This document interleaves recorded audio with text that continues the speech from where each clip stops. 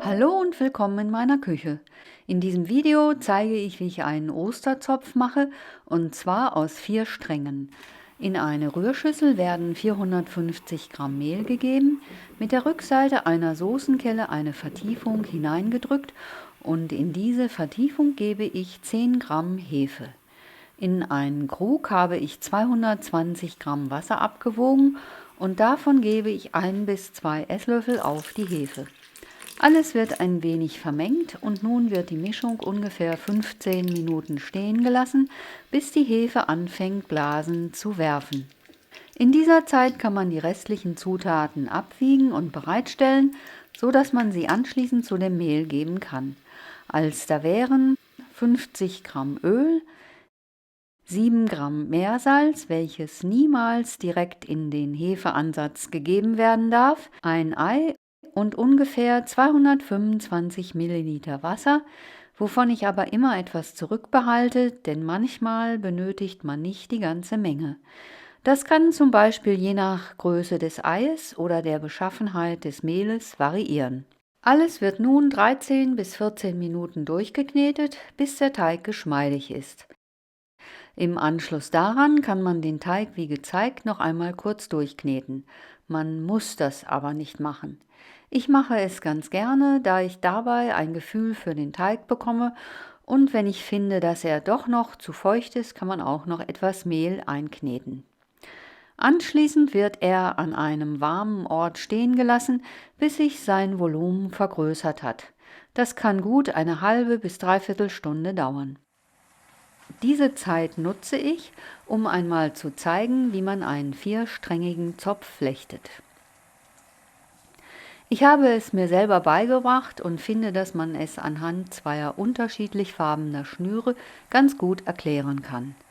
Zunächst einmal braucht man für einen 4-strängigen Zopf nicht 4 Teigstränge, sondern nur 2 lange, die mittig übereinander gelegt werden.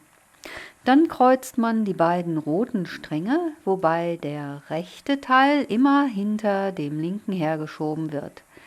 Dann wechselt man zu den beiden grünen Strängen und hierbei wird der rechte Strang über den linken Strang gelegt.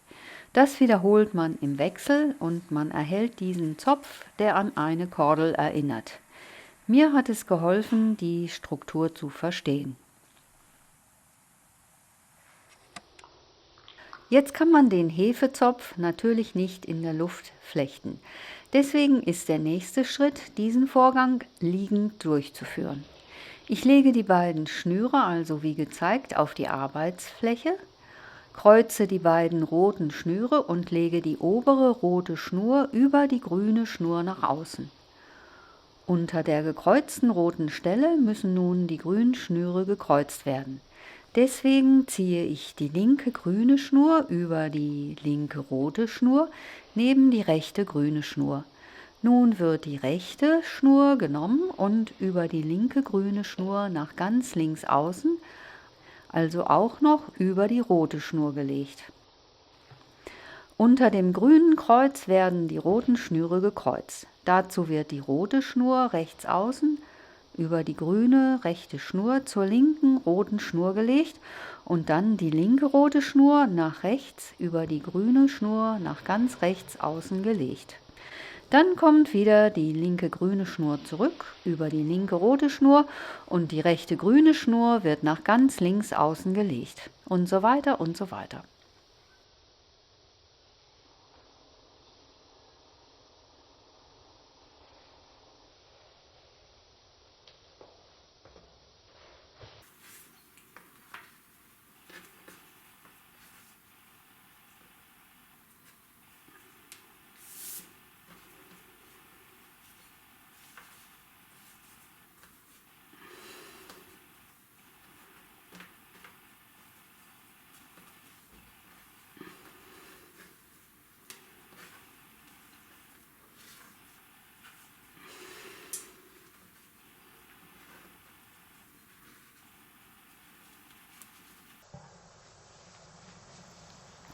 Man kann jetzt sehen, wie das gleiche Muster entstanden ist.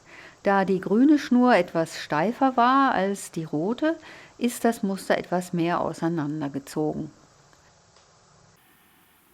Die Steigerung ist dann, das Ganze nur mit 2 roten Schnüren durchzuführen. Es ist genau das gleiche Vorgehen, man versteht es aber nun viel besser, wenn man die vorigen Übungen gemacht hat. Die linke Schnur wird über die andere rote Schnur nach rechts außen gezogen.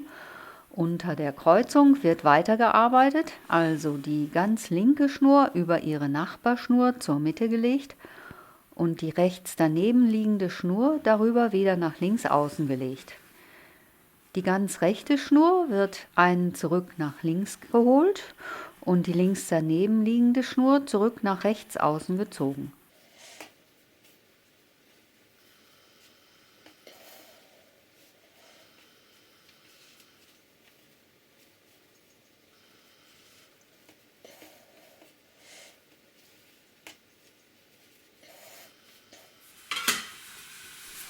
Der Hefeteig ist mittlerweile aufgegangen und den Backofen heize ich schon mal auf 190 Grad vor. Ich nehme ihn aus der Schüssel, ziehe ihn etwas auseinander und da ich 2 Hefezöpfe machen möchte, teile ich ihn in 4 Teile. 1/4 ziehe ich wie gezeigt auseinander, rolle es dann mit der schmalen Seite beginnend wieder zusammen und achte dabei darauf, dass der Teigschluss gut verklebt. Anschließend lege ich das erste Teil zur Seite und verfahre genauso mit den restlichen 3 anderen. Dann nehme ich mir wieder den ersten Teigling und rolle ihn wie gezeigt etwas in die Länge und lege ihn zur Seite und mache das mit den anderen 3 Teigstücken. Es hilft, wenn man die Teiglinge zwischendurch einen Moment ruhen lässt, denn dann kann sich der Teig wieder entspannen und lässt sich anschließend leichter verarbeiten. Die Teigstränge sollten ungefähr 50 cm lang sein.